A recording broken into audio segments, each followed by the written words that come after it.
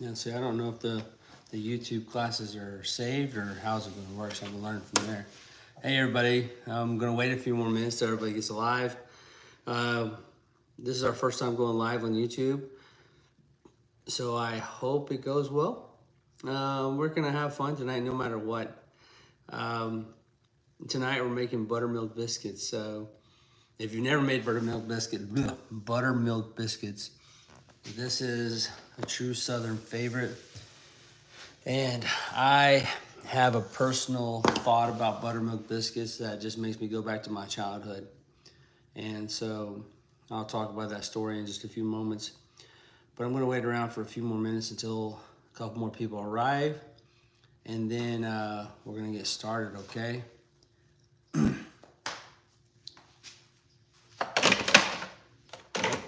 Got my machine ready, got everything going here.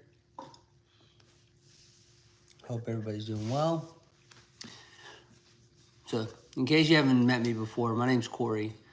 I'm a former chef with a couple of different hotels to be with the Ritz-Carlton. I worked at Vel Resorts, but also graduated from the Cordon Bleu. So, my goal here is just to kind of give you a little bit of a free class here. My team, everybody knows right now from my neighborhood. They all know from my neighborhood that this is just a free class that I put out every other week, and it's on Thursdays. And so I like to reach out to the team here and the fans, and just to see who wants to be part of it or not, and if there's anything special anybody wants me to cook. All right, so what we're gonna cook tonight is buttermilk biscuits. And what I was talking about earlier about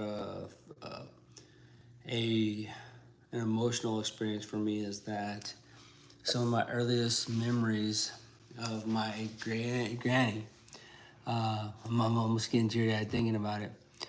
She was my granny, my grandma Stewart, and she would get up early in the morning. We'd go hang down in Hammond, Louisiana, in southern Louisiana for part of the year, every year. And so during this year, we'd go out there and she'd wake up and we all fought over this bed that she had as a candy cane bed. And we fought over her bed, and she'd wake us up every single morning. And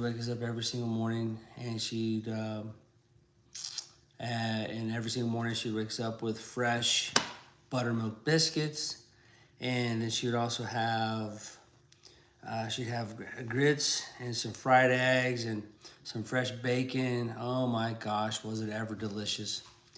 Oh my gosh, I almost got teary-eyed thinking about it, because my granny is, not with us anymore, but her buttermilk recipe, I wish that was with us, but she passed it on to someone else in my family, and it wasn't me, the only chef in the family. But we're here for it every now, so we're here just to have fun with it. All right, back the camera up a little bit. And so what we have here, for our ingredients tonight, and I put the recipe down below. I have the full recipe down below, and also put in a shopping list where you can get it from Whole Foods, or where you get all the ingredients and all the materials I'm using here tonight from Amazon. And yes, I do receive commission here. I have to be full up front with that. I do receive commission if you do purchase those items through my link. So, but if you do purchase them through my link, please, because it actually helps me out a bit. And if you haven't liked and subscribed to my channel yet, I truly appreciate that as well, because that also helps us out with the YouTube algorithm and all that business talk out of the way. Let's get started tonight. All right, so I have a few people online. So we're gonna be making buttermilk biscuits tonight, and some of the ingredients we actually have. We have some all-purpose flour.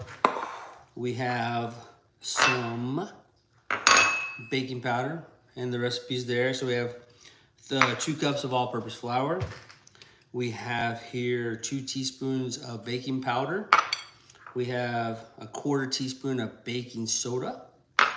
We have 1 teaspoon of salt. We have 3/4 cups of buttermilk. And let me get it out of the freezer because I want to wait till the last minute because in the freezer I have our butter, and it's saved in there completely because you want to make sure your butter's ice cold for this recipe. The colder the butter, the better for this. So what you do, you put in your butter, and then when you get that, and the best way I like to do it is you chop it up already, and then you throw it back in the freezer, and then from there, once you throw it in the freezer, it actually keeps well, because buttermilk biscuits, one of the big things you have here is that the frozen butter just really works well. So if your butter starts getting too hot, it starts messing up. If you're cooking with me tonight, go ahead and preheat your oven to 425 degrees. And then, let me get the butter. This is because I'm gonna lock in my camera real quick. Right here, let me lock in my camera real quick. It follows me 1 second.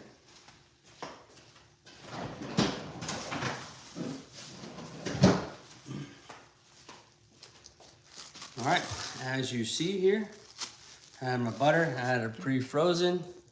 My butter's frozen, so now I'm going to unlock my camera here. That's when every time I do that. All right, so my butter's frozen here. So there are quite a few people, you have the purists here that say, oh my gosh, why would you ever use a mixer or a Cuisinart? Because I like a food processor. Because when I'm usually making these, I get everything ready the night before. I get everything pre-measured out the night before I go to bed. And that way I can get up in the morning. It takes me a few minutes, half an hour at the max, to go ahead and make buttermilk biscuits for my family. Okay, so what we have here, we're gonna start with 2 cups of all-purpose flour. And you're gonna get your hands dirty and nice, so you're just gonna have fun with that, okay? So 2 cups of all-purpose flour right here. All right, then we're gonna go in with the baking soda. We're gonna have a 1/4 teaspoon of baking soda here. All right, now we're gonna have our 2 teaspoons of baking powder. Tap that in here. And then we're gonna have our 1 teaspoon of kosher salt. I mean, not kosher, but a sea salt, but I use kosher or sea salt, but my favorite right now is sea salt because it's the more natural. Well, they're all natural, but my favorite is sea salt. Okay, so what we're gonna do here, we're just gonna aerate it. We're just gonna fluff it up a little bit, and what this does is just aerates the flour, mixes in all the baking soda, mixes in the baking powder, brings everything together, and we go from there, okay? As you can see here, it's nice and aerated, nice and fluffy, everything's nice and mixed, okay? And now we're gonna add in our frozen butter, okay? It's frozen for sure, okay?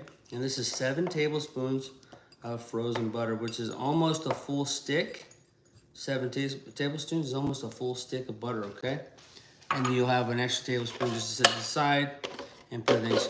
All right, so what we're gonna do, we're gonna pulse this a few times.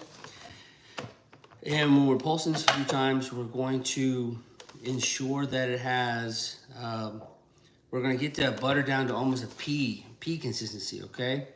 It's gonna stay frozen, it's gonna make a lot of sound to begin with, so it might be noisy, I don't know, compared to the microphone. I'll kind of cover the microphone a little bit to try it, okay? All right, so here we go. Oh, I forgot to lock it. So as you can see, it's beating up pretty badly, and that's exactly what it's supposed to do. It's chopping up the butter a little more. So if you see right now, it's almost down to, right now, it's almost a pea texture. And I want to get it a little bit smaller because I want to incorporate it in, because right now everything's not very even. So as you see right here, got some corners, but then we have some smaller pieces. But we don't want to go too long on here because at the same time, we don't want to heat that butter up too much.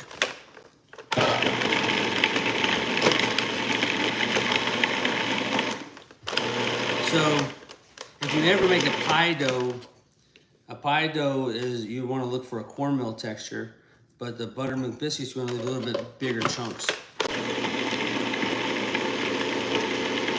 Oh, and if I didn't say so already, the buttermilk biscuits, the butter we use here is unsalted butter, okay? All right, so we have that going on here, and it's aerated quite a bit. All right, now we have some ice cold buttermilk. Now the funny thing about buttermilk is that when you go online for buttermilk, not online, but when you go to the grocery store for buttermilk, it'll say low fat buttermilk, and they want to charge a little bit more for low fat buttermilk, but every buttermilk is low fat. And the reason because is, hold on one second.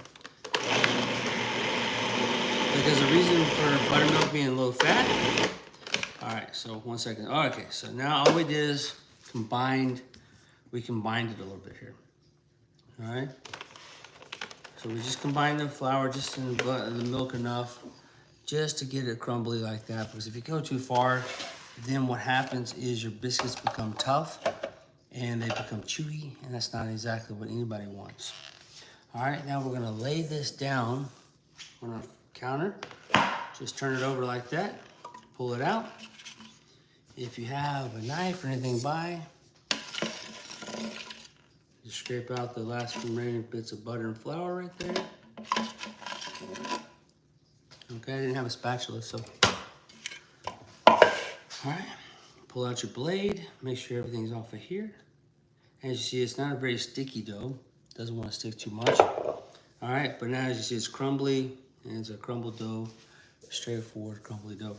All right, so what we're gonna do here, now we're just gonna kind of press it together here a little bit. We're gonna bring it together, and here I have a pastry, because I don't wanna touch the dough too much because my hands are warm, and I don't wanna touch the dough too much. All right, because if I touch the dough too much, I'm melting the butter in there. And I don't want to do that, and I'm making it warm. And the key to good buttermilk biscuits is honestly cold butter. So we're gonna lay this down a little bit.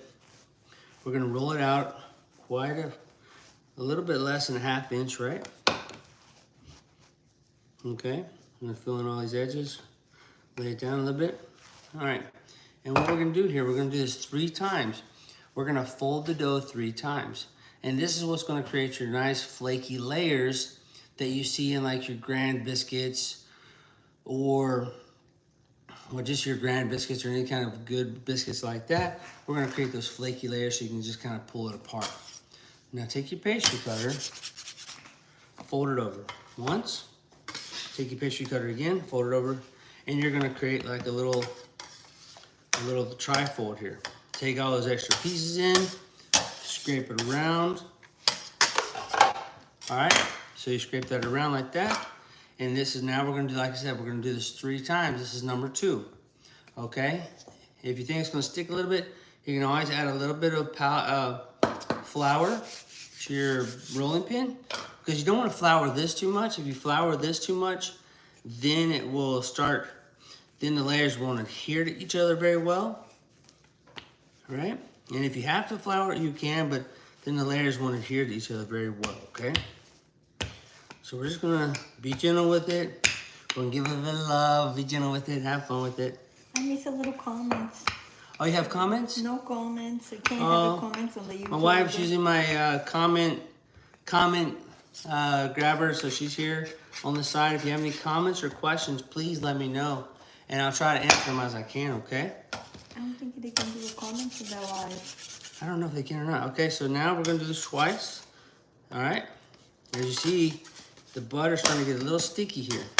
I'm gonna put a little bit of butter on my hands. I mean, a little bit of flour on my hands here, because I don't wanna over flour it, okay? Now we're gonna roll this down a 3rd time. And since this is the 3rd time, we're gonna be gentle with it. Give a little bit of love, because flour, once it starts developing that gluten, that's what starts making the structure of your dough, is your gluten, okay? Don't get it too crazy here. But as you also see, the dough is smoothing out now. It's becoming a smoother looking dough, correct? All right, now if you can see it, let me try to get the camera closer here. So what you can see here is you see the butters nestle throughout the dough, okay? It's all throughout the dough here. Beautiful. Okay? My poor camera's going crazy. It's like, where are you at? Because my camera tracks me. It's like Big Brother tracks me.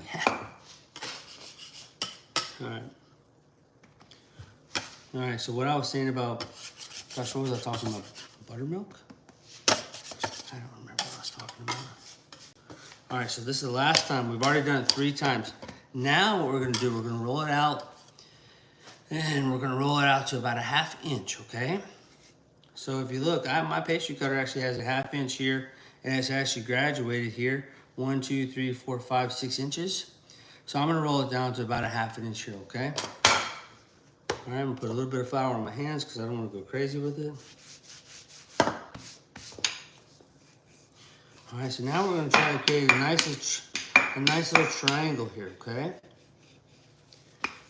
Or you can do a circle, whatever feels right for you, okay? Because you'll see with my cooking, cooking's about enjoying yourself and having fun and just loving your life and just doing it because you know what you're putting in your family's body, okay? That's what my cooking's about. All right, so what we have here, got a little dirty here, so it's hard to, I had it on the wrong side, no wonder I couldn't see it. All right, so my measure here, all right, it's right about a 1/2 inch. Okay, this one's a little bit higher. This is right there, that's about a 1/2 inch as well. All right, so now I have my ring cutters. So if you look at mine, one of my chefs taught me years ago, mine are filled with flour. And you're like, why would you fill your ring molds full of flour? And my old chef taught me, he's like, that helps keep it from, it keeps the moisture down, it helps keep it out. And that's honestly what's always helped me with. I've had these now for almost 14 years, and they don't rust because of that, okay? So what we're gonna do is when you're pushing down your pastry cutter, you're gonna push it straight down, okay? You're not gonna turn it, you're not gonna do anything like that, but you're gonna push it straight down, okay? So you get as close to the edge as possible, find your spot, push it straight down. All right, once it's to the bottom, pick it straight up. All right, get yourself to the next spot here. So we're gonna look here, try to get it over as far as possible. Straight down, don't twist it. Because if you twist it, what that does, that'll start locking in, that'll start closing the layers up. All right, 3. This will make a little about 11 or 12 biscuits. 4.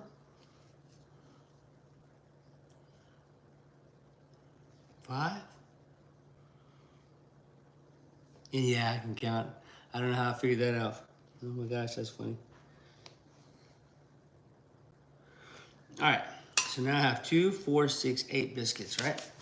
So I'm gonna take it and put it into my pan here. And if you look, my pan's been gently used, I like to say. So here's my biscuits. As you see, there's a little bit layers here.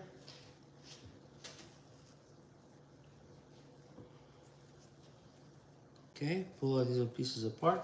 I'm gonna pull this off a little bit so it doesn't stick. Okay.